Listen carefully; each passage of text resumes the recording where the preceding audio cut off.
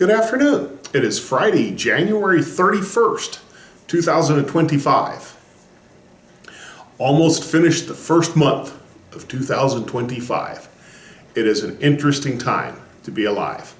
In today's passage of Scripture, the Apostle Paul is giving us continuing instructions for daily living in the Christian life.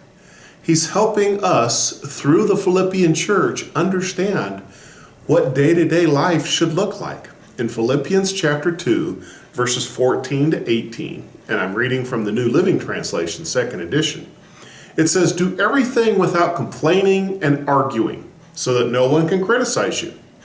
Live clean, innocent lives as children of God, shining like bright lights in a world full of crooked and perverse people. Hold firmly to the word of life. Then, on the day of Christ's return, I will be proud that I did not run the race in vain, and that my work was not useless. But I will rejoice, even if I lose my life, pouring it out like a liquid offering to God, just like your faithful service is an offering to God. And I want all of you to share that joy. Yes, you should rejoice, and I will share your joy."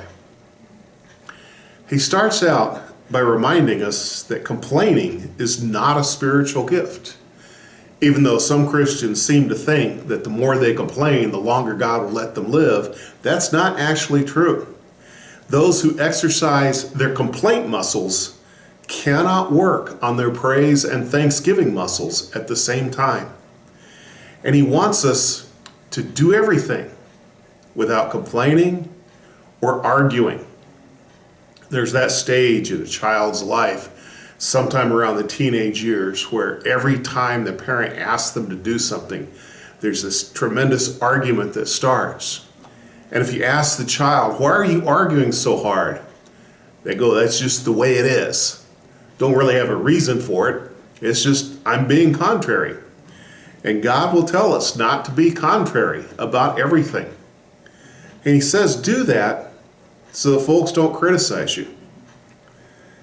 And it's amazing how we can be obedient and not have room for others to criticize us.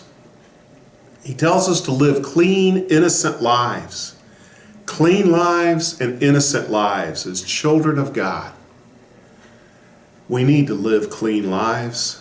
Others need to see us being righteous and doing the right thing because it's the right thing to do. To be clean in our habits and in our practices, and to live like children of God. I had some friends in high school, and their father used to always tell them as they left the house, "Remember who you are. We are the children of God, and we ought to remember that we are the children of God in all of our interactions in life. That we are children of God, and that we are to shine like bright lights in a world full of dark places. To shine brightly in a world of darkness, that we may illuminate the light of Christ that's within us." And then he tells us to hold firmly to the word of life. Hang on to the scripture and what it says, so that Paul can be proud of us at the end of time. That he can look back on his life and his investment in the Philippian church and realize that it wasn't vain or empty or meaningless, that his work was not useless, that he had made a difference in the lives of the Philippian church.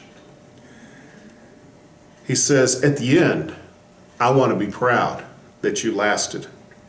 He explains his life is like an offering to God, poured out like a liquid offering. One of the things about pouring out a liquid offering on the dirt or on the altar is that you can't pick it back up and put it back in the bottle. Once poured out, it can't be taken out. And then he says, we need to share the joy of a life well lived.